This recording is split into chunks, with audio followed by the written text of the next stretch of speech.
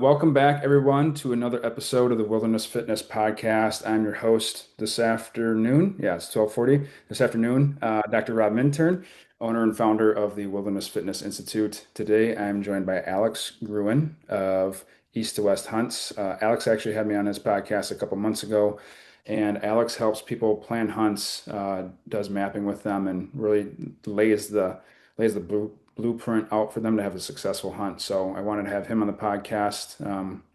It's going to be releasing probably sometime December. I'll wait till December to release this so that way people it's fresh in their brain. But I think I wanted to have you on just to talk about hunt planning and really kids. I don't think it's something like my dad did not grow up hunting, so it wasn't something on the forefront of his brain buying his preference point. So I want to talk about kids a little bit and then like talk about hunt planning for adults as well. So, um, Alex, how you doing, man? I'm good, man. Thanks for having me on. Yeah, absolutely. Before we get started, I want to open it up with what is one thing that someone needs to do? Because you're in Michigan right now, correct? Yep. What is one thing that someone absolutely has to do if they come to Michigan? Could be hunting, could be outdoorsy, it could be indoors. Like, what is one thing someone has to do when they come to Michigan? Mm. I'll stick to the outdoors. I think you got to visit the Upper Peninsula. I think when people think of Michigan, they think of Detroit and they think of 8 Mile with Eminem. That's not what Michigan is. It's pretty much like an outdoors paradise, but it's a little bit of a different world. When you get to the Upper Peninsula, it's pretty much the closest thing that I've experienced to Alaska. So it's very thick forest, a lot of beautiful places. You really kind of have that getting away factor. Not a lot of homes. I don't know. It's really nice. If you were to go sightsee a particular place, I would tell you Pictured Rocks is probably one of the more popular areas that folks check out, and you know, you can hike on the shoreline over there. You can camp. You can hit the North Country Trail, which really kind of heads in that same direction. There's a lot that kind of ties into that, but Picture Rocks would probably be a one particular place to go visit. Okay. That's up by Lake Superior, yeah. Yep. Yeah, I've heard about that. I haven't made my way up there, but I've heard it's beautiful. Yeah, it is. It's actually, yeah, that's where I'm going with the kids here shortly. So we're gonna go up there and have them see it and have fun and get some camping going. So There you go. Right on. Um, yeah, man. so let's talk about a little bit about who you are as far as work goes, personal life, so that way people kind of have a personality to the voice that they're getting here. Work, you used to be in the fitness industry. Yeah. How you and I, like a mutual connection you and I had. Now you work for a marketing company, right? I don't know. So I work for I work in functional medicine. That's okay. So yeah, so I oversee all of basically sales operations. I don't even call it sales. Basically, um, health coaching would probably be the best way to tie it in to, folks and their treatment plans. Okay. Right on. Do you Yep. do marketing for them? No, I mean I have a marketing team Okay. and no. So I'm on it's part of the team, right? Because we got marketing and then we have kind of like all the staff and the sales Okay. side of things, kind of a deal. Um, but yeah, all of that kind of ties into it. But no, it's not directly just only marketing. Okay. So yeah, anyways, but that's my day to day. So it's still tied to fitness. I've always been tied to fitness, health, and the outdoors, which is kind of ties into food really of being healthy. So that's kind of been my triangulation to this whole thing of like I always wanted to be able to be having my own food in the freezer. I love to work out and I love kind of the whole tie in to all of that. So yeah, it's been good and yeah, I enjoy that. But yeah, I was in fitness for 20 years, overseeing operations for a company called Lifetime.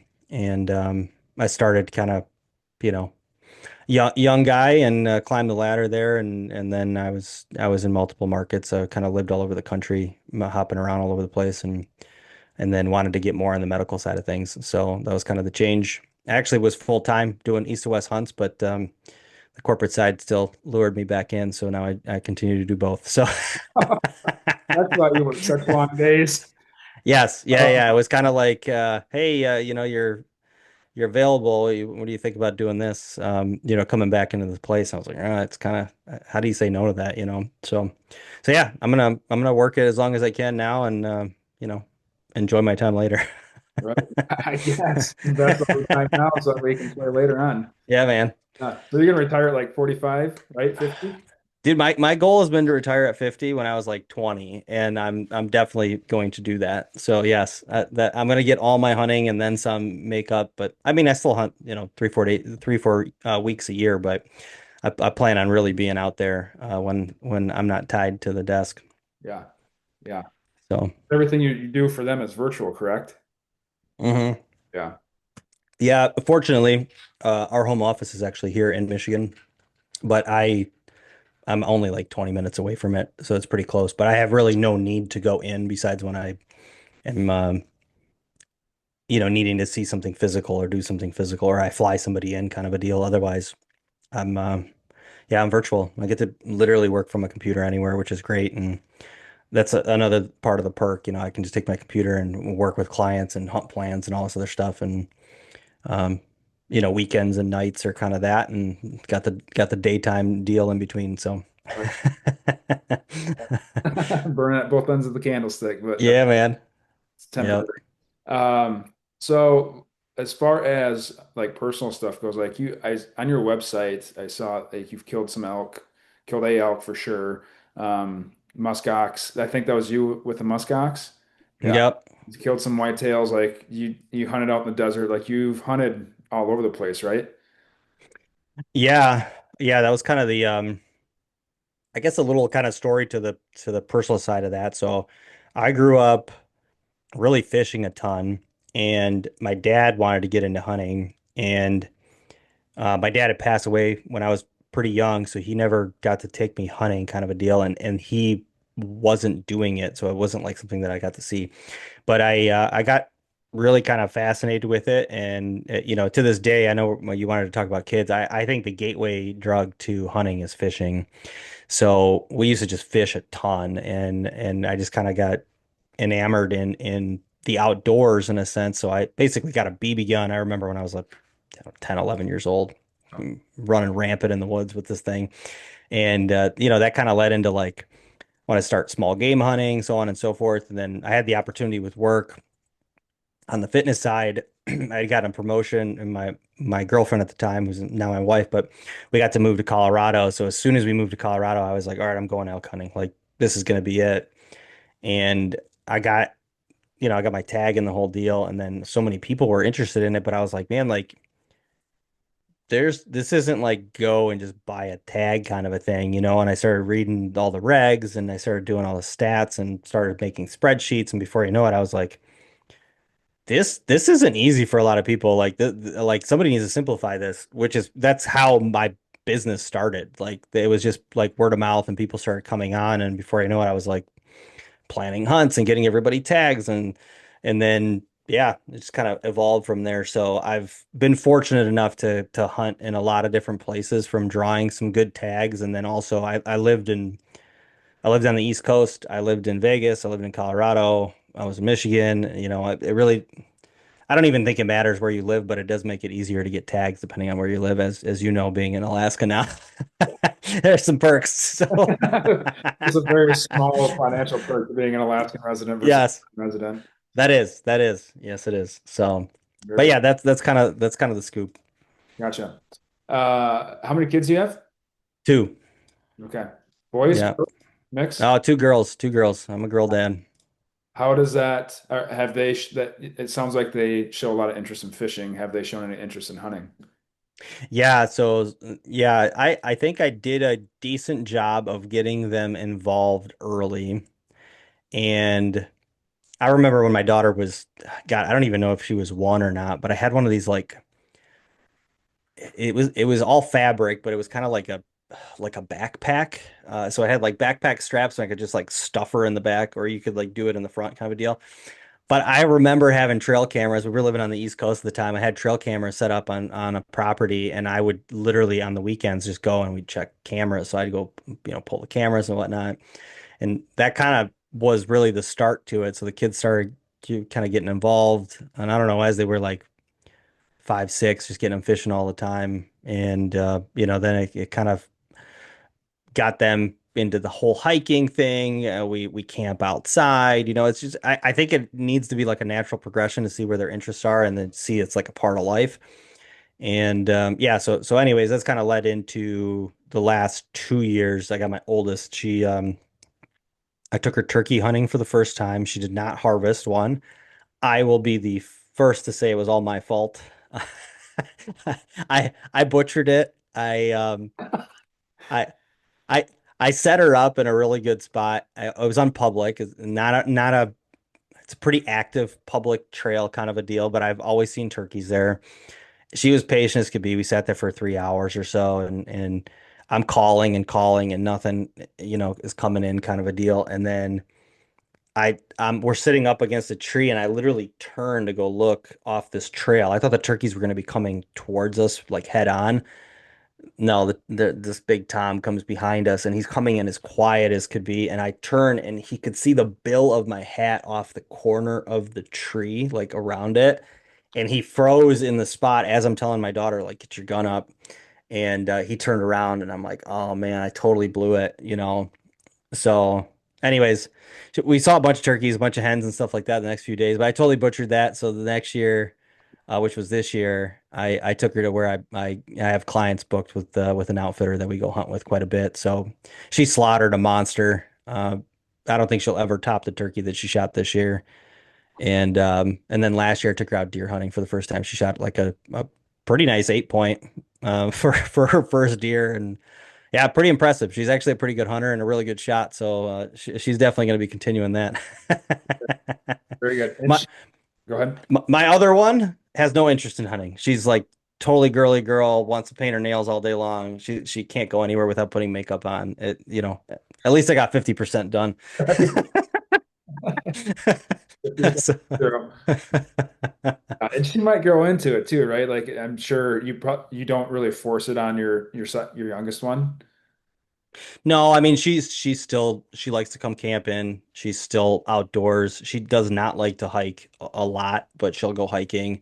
But she really likes to go fishing. So, it's not like she's not into it. It's just more so like I'm not gonna it needs to be a natural interest for you to be good at it, right? Like you need to be passionate about it. So I'm not gonna force it. If she wants to come around, cool. She'll be jealous of her sister killing all kinds of stuff. So Right?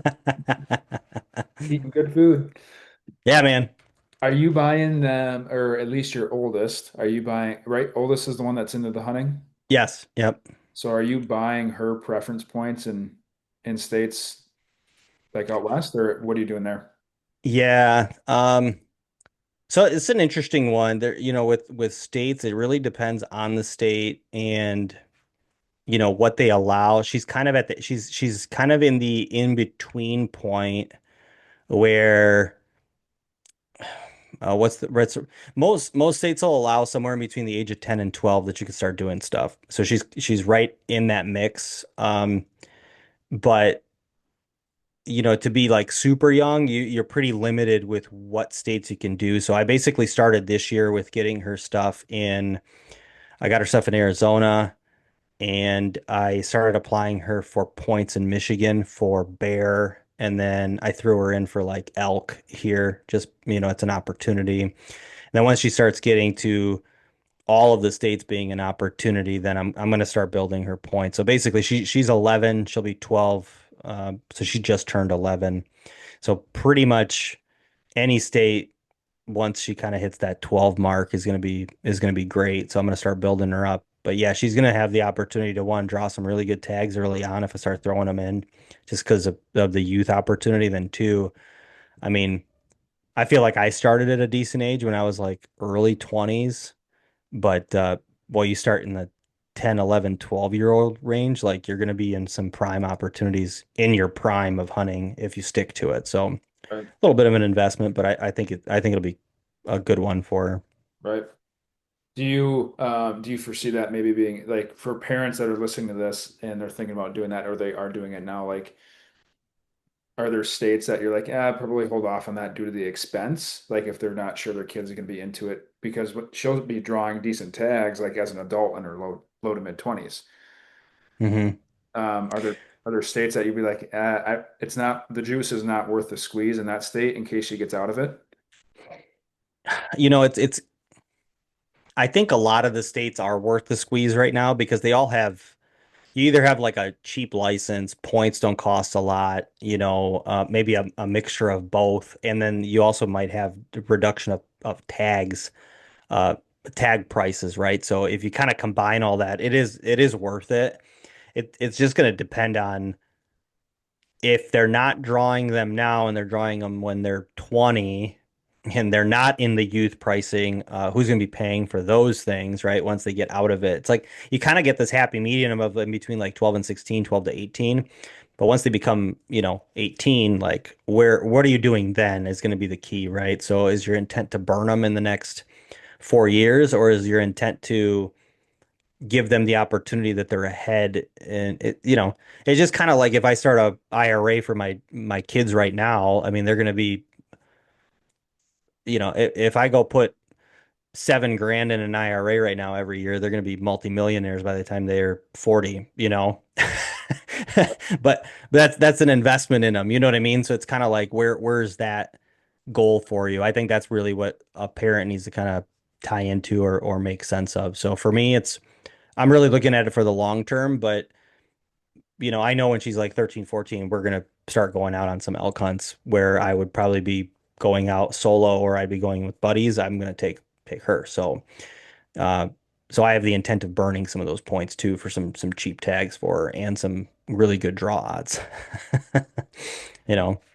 For I know I know this firsthand. Bringing kids along, it's a different style of hunt. Like tips for parents bringing their 11, 12, 13-year-old kid along for a hunt. Yeah, Are you going to be doing that elk hunts or mule deer hunts, antelope hunts? Like, what are you going to be doing? well, I think antelope is always the nicest when it comes down to it. It's I hate saying it's the easiest, but it's physically not as demanding, right? Because you can drive around, you can glass. I think it's fun, and this is purely my opinion. I think kids once they're like 12, they can handle a pretty good amount of physical stress, right? Like, I mean, I watch the kids play, you know, two soccer games back to back, uh, tournaments for the weekends, right? So like they're already getting physically stressed, which is fine, and go for long hikes, So my whole big thing is having progression points. So like I'm not going to take her on a high country elk hunt as her first outdoor hunt in outdoor hunt, her first Western experience, let's call it that way. But yeah, I'm gonna progress her into it. So, it'll be like antelope, maybe an elk hunt, but it might be on like private property in the late season where it's gonna be, in lower country. Um, Probably go guided, right? Try to get best access or have some private property access or whatever the case is. So I think make it fun. Don't be out there forever. I would not be going super backcountry. Um, and then get into your elk style camp where you got your canvas wall tent and your wood burning stoves in the next few years, and then you really can start kind of building up from there. But I think if kids don't enjoy it, they're not going to stick to it, and that's like the worst thing if you're going to try to venture that way. Right. So Can you say your oldest daughter gets out of it? She's like, I don't want to, that she kills a couple animals and she's like, I'd feel too bad doing it. And your youngest gets into it. Can you transfer points like that when they're under 18? that I would have to look at that, but every state's a little bit different. But I would tell you no, because there's really not like transferring of points is really a thing in most states. Um, However, in my case, I don't see that happening. You're not worried about that. No. And kind of the other thing is like it's it's interesting to say this, right? But like if I go spend, $100 this year, $200 next year, like there's a lot of worse stuff I could have spent money on. If I'm out $1,000 and she changes her mind, it's okay. Like I'm not gonna lose sleep over it. But I will lose sleep over the fact that I could have done something about it and given her better opportunities if she really, really does stick to it. And I don't because I just know like, I mean, this is actually really interesting. Uh, when we moved back to Michigan, so we moved back what 2018, 2019 from out west. She's now in her second season shot a giant turkey. I have a really really nice turkey that I mounted. Hers is bigger. Her whitetail is bigger than any whitetail that I've shot in Michigan ever. And then I'm like, this kid's gonna have primo tags. Like she's gonna get a tag in Arizona and shoot like a 380 bull. And I'm never gonna have a chance to. You know what I mean? So it's like kid's gonna kid's gonna have wall hangers before she's 20 that I'm never gonna see unless I get that lucky. So that's like to me probably the most fun thing is like I get to watch that and have fun with it. Like what's more rewarding than that? So And see the like I'm sure like seeing the switch flip in them like when that moment does happen like they love it and then like they're hooked for life. yeah, yeah, I would agree with that. The interesting thing is, right, we live in suburbia, right? And like my daughter's maybe the only kid that hunts in her class. And then when I take her hunting or I take her to some of the other areas and we got like a summer house that we go to and it's like in the middle of farms and stuff like that. The kids that she's around there, or if we go to like a hunting camp, she goes to around kids, she's like, "Oh, there's other kids that hunt. Like this is really cool." And I'm like, "Yeah, this is other people hunt too. You're just around like a weird group of people that don't."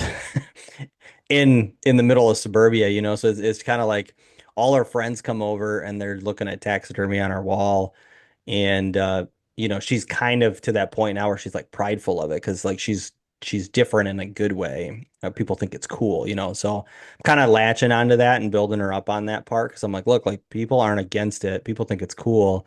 They just don't have anybody to get them involved in it. Trust me, like they would go if they could. So, you get to be the cool kid, just rock it, enjoy it. Right. So I think that's kind of building her up a little bit more on it. What do you think the biggest barrier to entry is for folks in your area? Like obviously you said not having someone to take them. Like is it just where I don't know, I forget where you said you're at. Oh, I'm in Michigan, but I'm in like I mean you can call it Metro Detroit, right? So Oh, I live pretty close to Detroit, and the I mean, the real like we're in one of the richest counties in the country in where we live. So everybody's freaking, it's perfect suburbia lifestyle. Everybody's got Louis Vuittons and, you know, $300 pairs of Yeezys on, but God forbid they know what an animal of any sort is or eat anything but a chicken tender. You know what I mean? So it's like it's a different lifestyle, It's like we're eating venison at the table and going camping, and these kids like they've never done anything like that. So, what's the biggest barrier to entry? It's there's nobody that is taking anybody out because they've never done it. But as soon as you start talking about it, people are interested in it. They want to go. So, a lot of my Michigan clients here, they actually come on not for tag applications. I don't do this anywhere else in the country, but I do it here because I can have people in person. But I will take them from 0 to 100 of hunting. So basically, I take them through hunter safety. I take them shooting.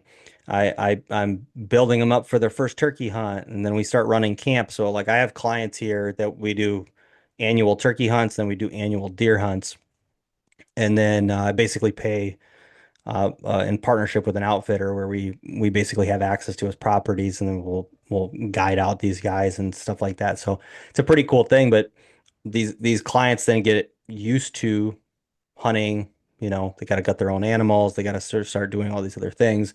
And then they're like, okay, I want to go out west now. Now we start building their points, right? So there's kind of this like 0 to 100 effect that takes years, But I have a pretty large group now, just locally here that's how it's done.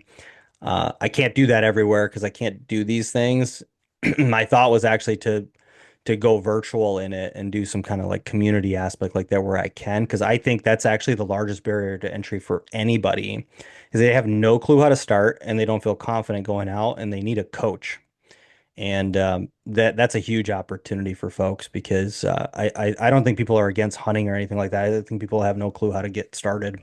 Before we go down like what you do as far as like tag applications, hunt planning, all that stuff online with your virtual stuff, is there anything else with kids and hunting that you have recommendations for?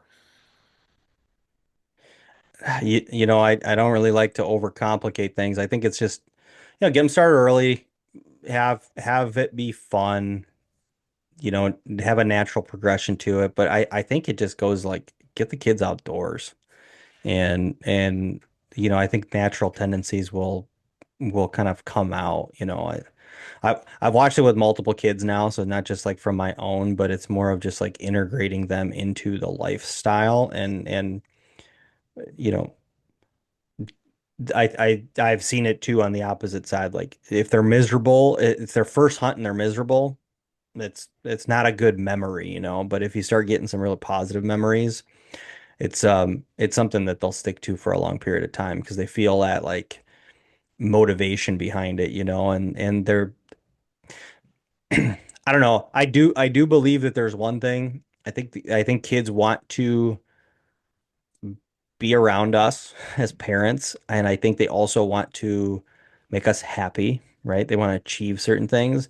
So being able to hang out with your parent and also see them like achieve something and you're just like so into it, that's also a big thing too. So, as long as you're not like reprimanding them or getting pissed at them because they just screwed something up and make it about fun, I really think you have a lifelong buddy there to hunt with. And I don't know, I've seen it with a bunch of kids now over the years, and pretty much every single one is dying to get out in the field next year because they had fun with, mom or dad or their brother or whatever the case is. So it's yeah, keep it simple there. Just get them outdoors and have some fun with them. I think you started like I was going to ask you what do you mean by make it fun, and you started to unpack that a little bit, right? Because making it fun, like some parents don't know how to do that, right? And I think it might boil down to a little bit of how the parent handles the stressful situations and how like when shit goes south, how they handle that. Because that's like as a kid, like there are memories that I have as a kid, both positive and negative. Like I remember how parents reacted. Not necessarily Yep, that was my parents, right? Other parents, my parents, all that. But you remember how they reacted, and that has a big emotional effect on the kid because like kids are emotional, right? They don't know any totally. better. And so how you react, how the parent reacts, or whoever's taking them out reacts to certain situations, I think dictates a lot of how what it's going to be like for fun, you know? Yeah, you're spot on. I mean, it's my daughter's first deer hunt. You want them to be successful, right? So like there's stress there, right? Like I mean, you take the stress. I take the stress because I'm like, oh my God, trying to make it fun. I want her to kill a deer, right? Like all this other stuff. And leading up to it, I bought her own rifle that she gets to use, and I bought her own freaking 410 for turkey, and we got to go now and we got to shoot it. So I made it fun, when we went to the shooting range and so on and so forth, and that's stressful too, right? First time they got to go through handling a weapon, and I remember my daughter's like shaking, putting little 410 shell in her shotgun, and then she gets used to it, and then I mean she shoots well, accolade, right? And like just positive reinforcement over it, and start looking forward to it, kind of a deal. But uh, leading into that deer hunt now, like I remember sitting in the blind, and we have deer show up within the first hour of daylight, kind of a deal, and she's as quiet as could be. And I remember asking her like, did she want to bring her iPad, right? So I'm like, this is like a first one, right? I'm like, I know the kid's gonna be bored sitting there. She's like, no, I don't want my iPad. I want it to be quiet, kind of a deal. She was an absolute champ. Most kids that I know do take the iPad. They're sitting there. playing their games until something happens, and then you're kind of getting them up and active. Like she was glued to it, so I was like, okay, she's like super into this. Then I thought for sure the first deer that comes out, she's gonna whack it. Did she sat there for probably an hour watching this deer, and I'm like almost like stressing more that she's not shooting the damn thing. I'm like, you gonna shoot it? Like, what are you doing? And I got her tripod up and the whole thing set up for her, and she's like, I want to shoot a bigger deer. And I'm like, where'd this trophy hunter come from? It's like we never talked about what size deer you're gonna shoot. She's like, I just don't want to shoot that. It was a little like fork horn. And I'm sitting there and I'm like, is this for real right now? Like, what is going on? So that deer, dude, he was like 5 feet from our blind. I mean, he was literally like staring at us in the blind, and this kid's like frozen just watching it. And I'm like, all right, cool. And then the next day, it's only a 2-day hunt. Now she's kind of feeling pressure on, oh, well, if I don't shoot anything today, I'm not going to kill anything because the youth hunt's 2 days. So then the morning comes, she doesn't shoot a doe. She doesn't want to shoot a doe. So now it's like the afternoon hunt, and we're in the same spot that we saw a pretty nice buck. Sure as hell, this buck shows up, and now she's sitting there watching it, and now I'm watching her shake, right? Like she's amped, and I am silent as all get out because I'm like, I don't want to pressure her, I don't want to freak her out, none of this thing. And I'm like, okay, like you're all set. Here's the yardage. I got it on the turret, kind of a deal. I'm like, I'm totally letting her do it. I'm like, if she screws up, it's gonna be totally fine. Like I'm not gonna freak out on her. But it's almost like as the parent, you really got to have the like emotional intelligence of how you're going about it. Because like if I started flipping out or start putting pressure on her or scolding her for something that she might have screwed up, that'd have been the game over. She probably doesn't want to do that again because her first memory bank of a deer hunt sucked. So I think that's the key Mhm. to it all. Let them have fun, and if they screw up, hey, it's okay. Like it's a deer. And we'll see another one. Let It's them be in control of the situation a little bit, totally, man, even though they're totally out of control, like it's their first time doing it. Let them feel like they're in control, like navigating the situation. dude. Yeah. Well, and I was sitting there, right? I have those SIG stabilizing binoculars, so I'm sitting there. I got them stabilized. I'm looking at it. I have no idea that she's about to shoot, so I'm like telling her, oh, here's what's happened. It was two deer, and they were kind of like they were screwing around, right? They're going in circles, whatever the case is. Finally, the buck stops, and I'm like, oh, he's broadside. As I'm saying he's broadside, she shoots, like fires off. Well, I like freak out because I'm not expecting it, right? And then the deer's gone. So as I'm going back, I was like, I don't know where this deer went. So now we're sitting there. She's like, do you think I hit him? And I'm like, I'm thinking in my head, this kid was in the bullseye on every shot on the range. Like fantastic. But now I'm sitting there going like, oh, maybe she missed. I don't know. She was freaking out. I don't know. I have no idea. So now I'm sitting there going like, how do I make her not feel bad? Like if she missed, because if she's asking me if she hit it, like maybe she missed it. Now I'm like overthinking the whole thing. So we wait half hour. We go over there. I cannot find any blood, and it's like open trail with like these big bushes, right? I can't find any blood. I'm looking. I'm like, I don't know. I'm gonna break this kid's heart that she didn't shoot this deer. So I like look over. Dude, the deer literally hopped over the bush and died like right over the bush. So So I'm like, hey, your deer's right here. He didn't even go like 2 feet. I'm like, he literally jumped over the bush. He's literally like in these overgrown bushes, and she drilled him in the heart at like 135 yards. So I'm like, here I am thinking the worst case scenario. This kid, this kid is fantastic. Anyways, the same deal, man. Like I overthinked it, and I was easily the one to potentially stress her out. I was just like really being conscious of not. And I've seen the opposite. I've seen the parents yelling and screaming at the kids and hooting and hollering, and they're yelling at them like it's their 50-year-old buddy in camp that actually deserve to be yelled at. And that's not the case of how you should do Right. that. Yeah. Funny, man. So, Sweet. As far as moving away from the kids, tips for newcomers of Western hunts. It sounds like that's what you do in person there in Michigan. But uh, if someone, I mean, I got on here a little note: mule deer, high country, elk hunt, antelope hunt. We can talk about Alaska since I'm up in Alaska. Like, what do you think is the most important thing to talk about with folks that are newer to Western hunting? Man, that's a tough question. I can speak to I guess I'll just kind of take you through what I've seen as like the natural progression in my business. Granted, I don't only cover newcomers, right? I mean, I've got guys that've shot some pretty incredible stuff all over the country or the world, but um, you have two completely different spectrums, right? You got the folks that are just starting out, and you got the folks that have been hunting forever, and they don't want to deal with the processes of anything.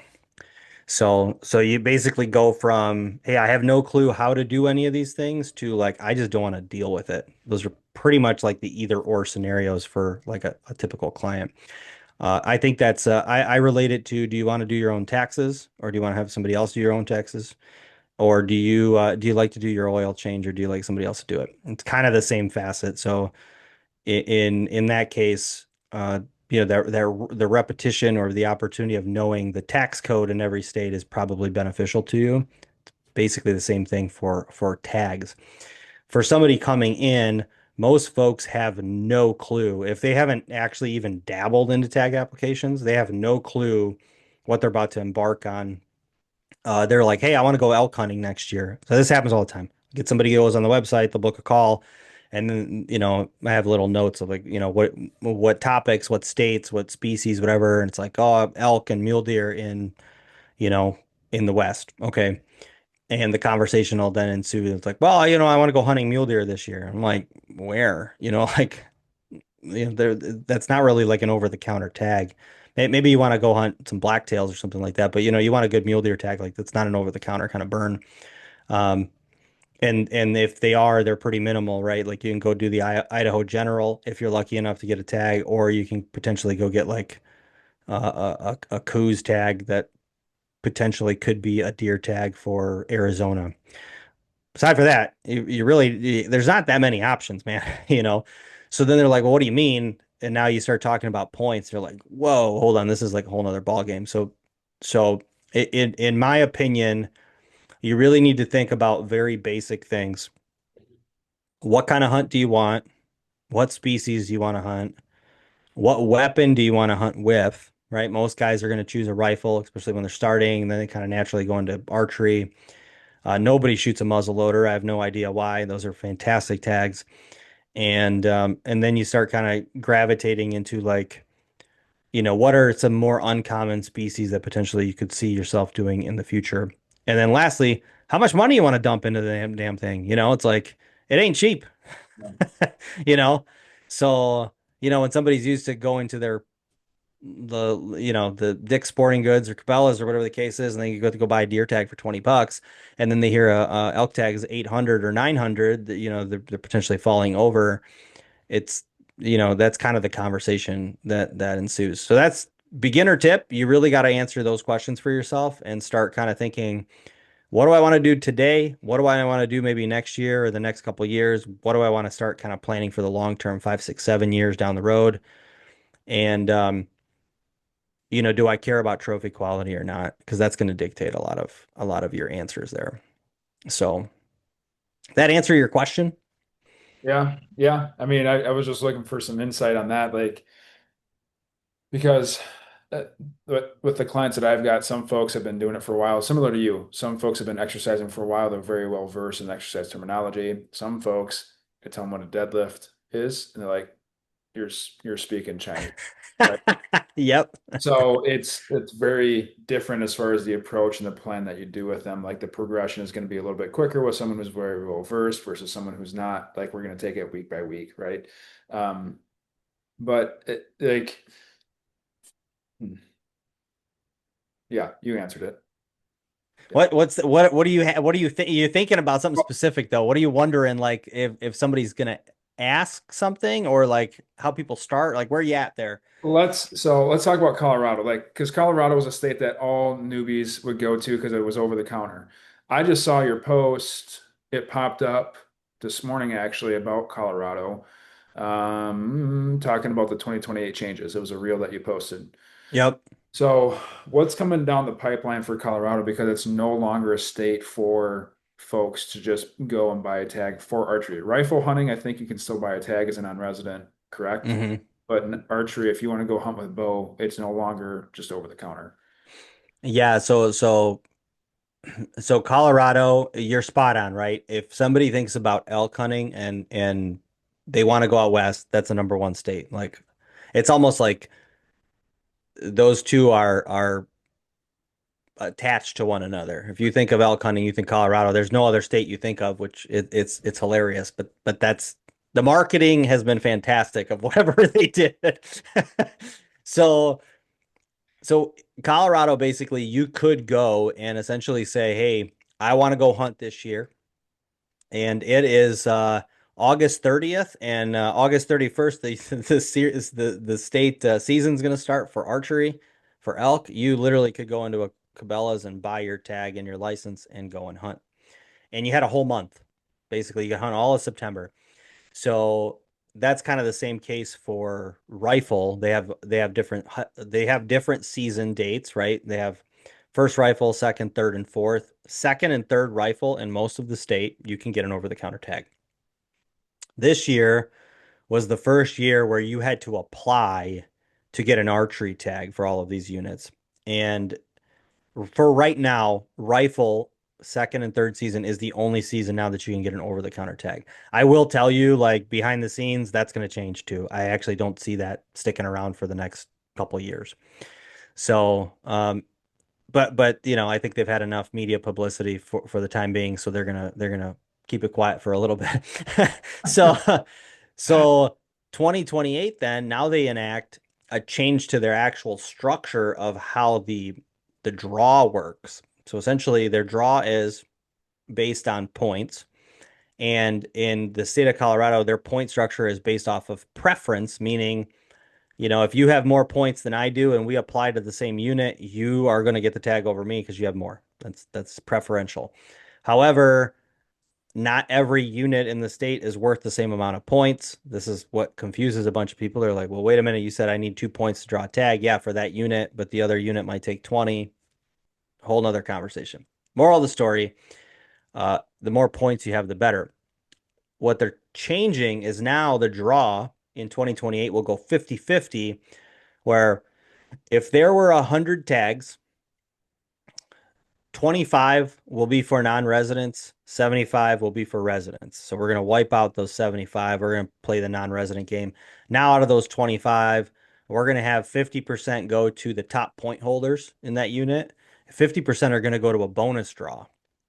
So the bonus draw is essentially if you have 5 points, you're going to have 5 bonus points. It basically means you got 5 raffle tickets spinning.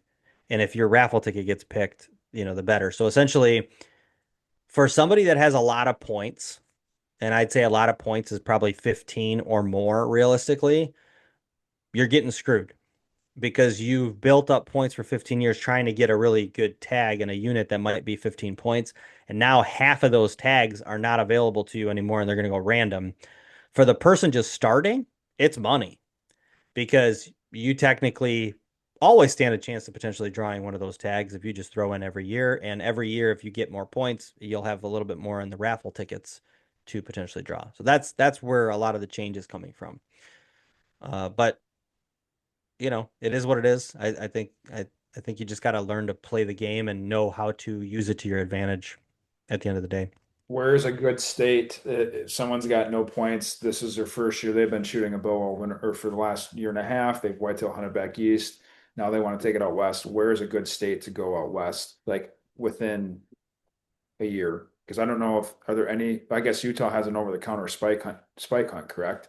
Yeah, Utah is great. Actually, I recommend that a ton. I actually this year I'm planning quite a few of those for clients because the archery spike hunt is actually a spike elk or an antlerless. So you could shoot a cow. A lot of people don't know that. You can't do that in the general season with the rifle or whatever the case is, but for archery, it's great.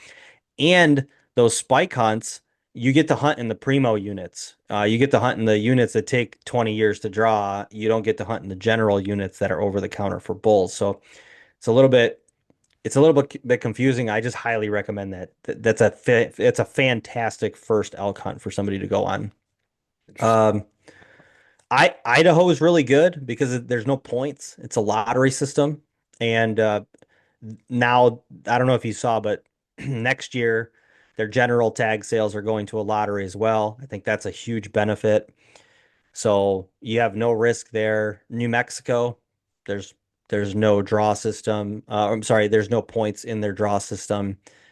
And Montana, you could draw their general tag with 0 points. Actually, you have like I think the stats are like 56% odds that you'll draw the it's 52 or 56. I'm trying to think it off the top of my head. Anyways, you have a higher than 50% odds that you're going to draw a general tag for elk, deer, or both in Montana your first year. So I'd probably say those are probably your three best bets right off the bat. Colorado, you still can. I mean, I put in for a lot of points this year for folks for everything but elk. And if folks started their first year in Colorado this year, we were applying for units that went from over the counter to archery this year, and they drew with 0 points. So you can, those tags are still to be had. At the end of the day, Colorado still wants to sell as many tags as possible to make money. So what they're doing is they just divvied up where people can go, but they didn't change the tag amounts, right? If they sold 700,000 tags, they're going to sell 700,000 tags. They're going to figure it out. So, it's now the reason for the change, which actually makes total sense, is they don't want 500,000 of those people going to the same unit that they hunt because they heard that there's giant elk there. They want to separate where people go, so they're forced to draw a tag in a particular unit, which totally makes sense. Yeah. Okay.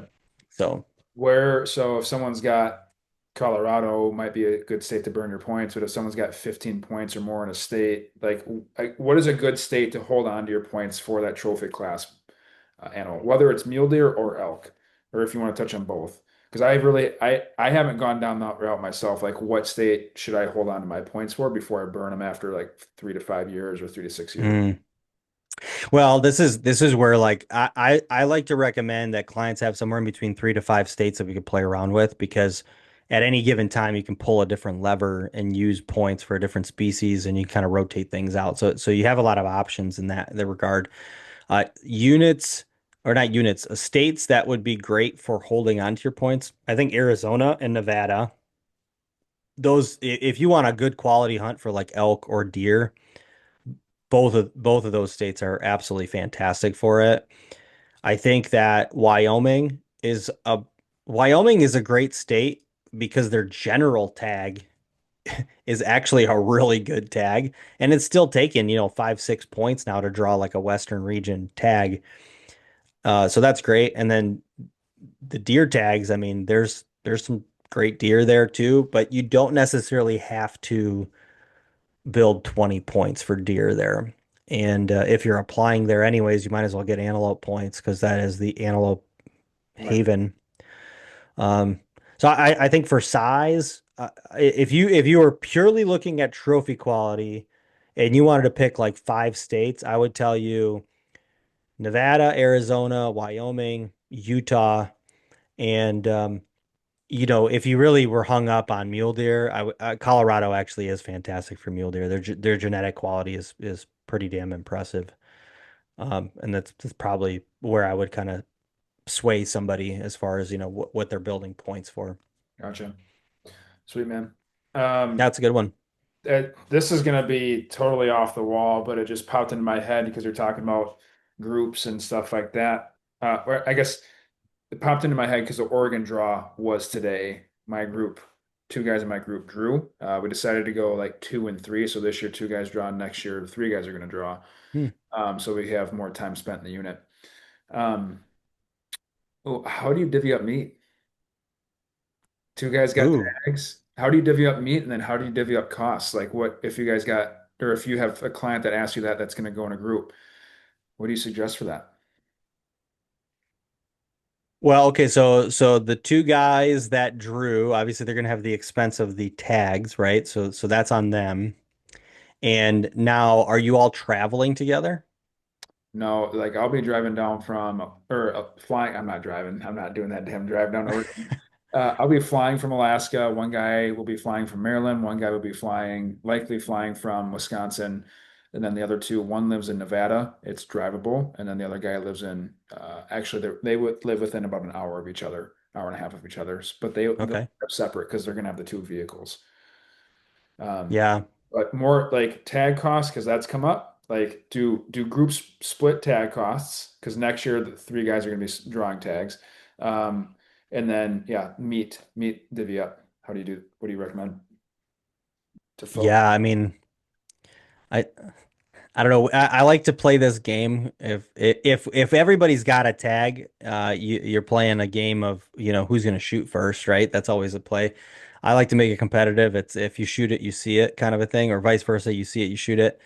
I think that's a great one because then you have like a purpose behind the glass, and then yeah, I think you have to go with an agreement before you get on that hunt of how you're splitting up the meat.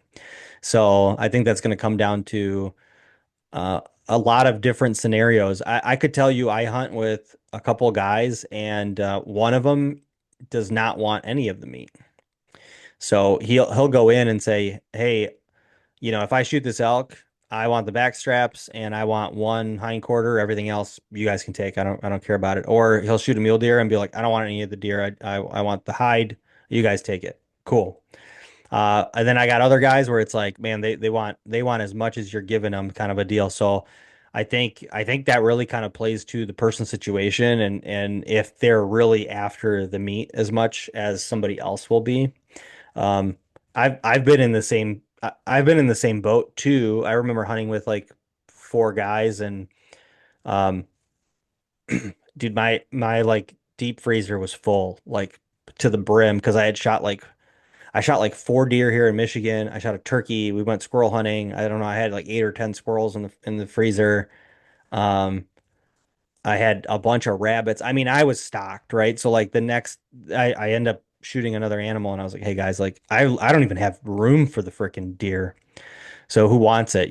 So I think you guys gotta have that conversation of who wants the meat and how you guys want to split it up. I think that's fair versus like waiting until you get there and then you're trying to figure it out. Um, and then let's see here. The other question was the money part. That's a really interesting one. Um, I think it's fair to say that if you are going to be splitting the meat, and we've done this before, if you split the meat, then they have incurred the tag cost, and then we kind of figured out like essentially how much would it be if we were to split the tag by like four, and then we were paying for like gas, food, if we had a hotel or whatever in between, like we were covering it for the other guy, kind of a deal. And then everybody else kind of pitched in. So it was so me being a financial nerd on the back end, which is why I like all the data. I had spreadsheets, so I had like here's what everybody's divvied up, here's what everybody would pitch in. We kind of had like numbers of everything. So again, I think we have like expectations to it. I've done it multiple times with different people. It's worked out every single time. So um, I kind of I would point you in that direction, man. I don't think there's a one size fits all here though, because I've seen some selfish folks. That's yeah, because I've asked this question of a couple other buddies that have hunted out west and have been in that scenario, and everybody gives me a different answer. you know. hmm So because we got two guys, and we all want meat. That's mostly like it'd be cool to shoot a big one, but it's an either sex tag. So Yeah. we're all going for meat, and even if it wasn't a trophy class unit, I'm sure we're all going to be going like we want to come home with meat. That's the end game. Yeah, see, you're like in a different that's a different conversation because you guys are going out for meat. It's like I'm not saying people don't hunt for meat, right? Because that is at the end of the day probably the largest motivator. But like, dude, I have clients that just they're pure trophy hunters, man. So it's like if I'm out with a trophy guy, or if I have a group like one of the guys that was on my podcast, he's a super close friend of mine. I've hunted with him a ton of times, and he's after the trophy, and he just wants a little bit of meat and everything else. Like he'll give you the whole bull. Like, nope, I want the cape. I want to life size mount them or whatever. And he's like, I'll take the back straps. You can have everything else. And I'm like, okay, sweet. So that's like a huge perk of being like, well, I'm coming on this hunt and helping you out because this is as much mine as yours at this point. You know what I mean? Um, but yeah, vice versa. I think everybody's going to give you a little bit of a different thing because I think there's a lot of personal advantage or disadvantage in your situation. Yeah, you got a dilemma there, man. Yeah, we've talked about it. We've definitely talked about it, and we have. It's kind of been left. We were just it eventually got brought up like, hey, we're talking about something that's a hypothetical situation, like we haven't even drawn yet. Because every Hmm. time that we have gone together, we've all had tags, right? So we were all in it 50-50, or like we were going to split it evenly. This is the first year that it's going to be a lopsided tag allotment. So yeah, everybody that have asked has given me a different answer. So we'll have to, but we do have to have that figured out because everybody has said that like you need to have it figured out before you go on the hunt. Yeah, dude, don't get on that hunt. You don't have to figure it out. That's like disaster scenario where, you know, I don't know. Hey, if you have really good friends and you've been doing it a while, it's one thing. But like I've seen camps where it's like these guys get paired together and they don't know each other's personalities and then they don't have it figured out and then there's assumptions made and before you know it, everybody's pissed off and it's like, dude, it's supposed to be fun. So it's supposed to be a good time, not not Yeah, a disaster. that's what we're trying to prevent because we're all buddies. My brother's actually one of the guys going. He just got into Western hunting last year, Okay. first elk hunt. So he's definitely the statistician, like the data guy of the group. So we'll see if he comes up with something. But yeah, we're all buddies, so we don't want like we're not going into this like we want to have it figured out so that way no one gets pissed off and loses a hunting buddy in friendship. Yeah. Well, the other thing is, if you're consistent and you do know it's going to be flip-flop too, um, you just know that you're going to be splitting some more this year and next year somebody might be splitting, you might have more animals down. There's going to be more meat to go around, but everybody kind of has an even pie. So I don't know. You guys have to figure that out, but that's a really tough question because there's definitely not one size answer to that. No, So. not a cookie cutter approach. Oh, dude, that's a tough one. That might be one of the toughest questions I've been asked in a while. Well, if you think about it long and hard to come up with some sort of like formula to it, make a post because I'm sure other people have that same question that haven't really done it before. Yeah, dude, I've gotten asked a lot of stuff. That one, believe it or not, is not that common. Really? That you asked me, yeah, it's like that I'm giving you like personal scenarios because I've hunted in large groups quite a bit. And I've had some clients that either I've gone hunting with or like, they share stories or whatever the case is. But I think that question has maybe come up like twice in the last like 4 or 5 years. So it's just not as common. Um, which tells me one of two things. Either they've figured it out and they have like a system in play and everybody's kind of doing it all the time the same, or they've not had that experience yet. And when they do, it'll pop up. But it's just not common to find a group of five that stay consistent like that. I mean, I'd say I've seen a couple groups of four pretty consistent, and I've hunted in groups of four, whatever the case is. But I tend to just be very like, hey man, like I'm willing to either just split this fair because everybody's helping out if you're going to help pack out, or you know I'm nobody's touching it. I'm taking the whole damn thing home. So, so just it depends on what the agreement is when we come in there. But I've done both. Taking mine and going. Yeah, man. Was there anything else you wanted to chat about?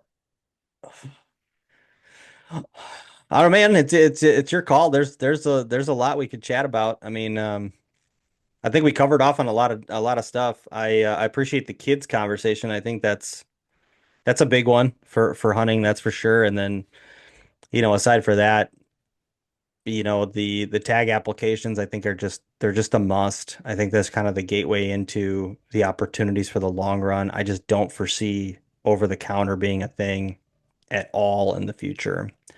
And you just have to get involved, which is, you know, obviously it might sound selfish on my part because obviously I do tag applications, but this is more like just general consensus.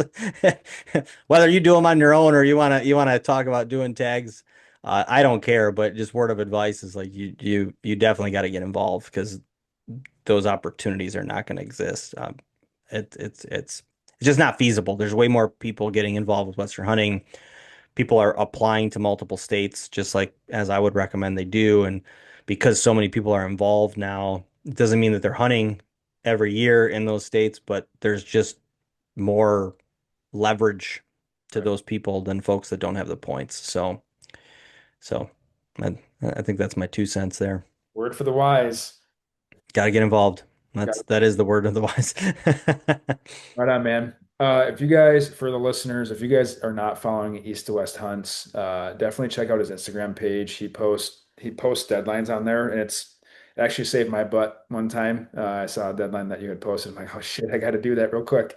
Good. So definitely follow his Instagram page. He's got a website. I checked out the website. He's got articles on the website for just tips and very short reads. It shouldn't take you too long if you're on a lazy Saturday morning and you're drinking your coffee. And then you've got a podcast. Is it the East to West podcast? East to West Hunt podcast? Yeah, East to West Hunts podcast. Yep. Yeah. Are there any other resources that you've got? I got a master class, so I partnered with 360 Sportsman. So if you are someone that does not want somebody doing your tag applications, you want to do them yourselves, and you want to just get involved, the 360 Sportsman master class is great. I will tell you it is what it is not. It is not taking you through 50 different states and telling you every single draw statistic and how to apply in every state. What it is I take you through 10 or 11 different states. I teach you about the different point structures, and then you are putting your own tag application strategy together and really understanding how you can do those things on your own. So it's pretty awesome. I think it's 38 different lessons that I have built in there. And yeah, it's a good opportunity. So I can essentially my goal is to help folks if they want to do it by themselves or they want help. It really can kind of help everybody out in some form or facet. So yeah, go check that out. I can send you the link and all that too if you want to put it in the notes. Yep. Yeah. Your Instagram page, website, podcast, all that stuff. I'll have that stuff linked in the show notes. So if you guys are listening, or when you guys are listening at the end, or if you want to check it out in the beginning, definitely check out all the links. So that way you get access to all of Alex's stuff. The more resources you have, the better. All right, man. I appreciate you coming on, and we'll catch you next time. Yeah, thanks. Thanks so much, man.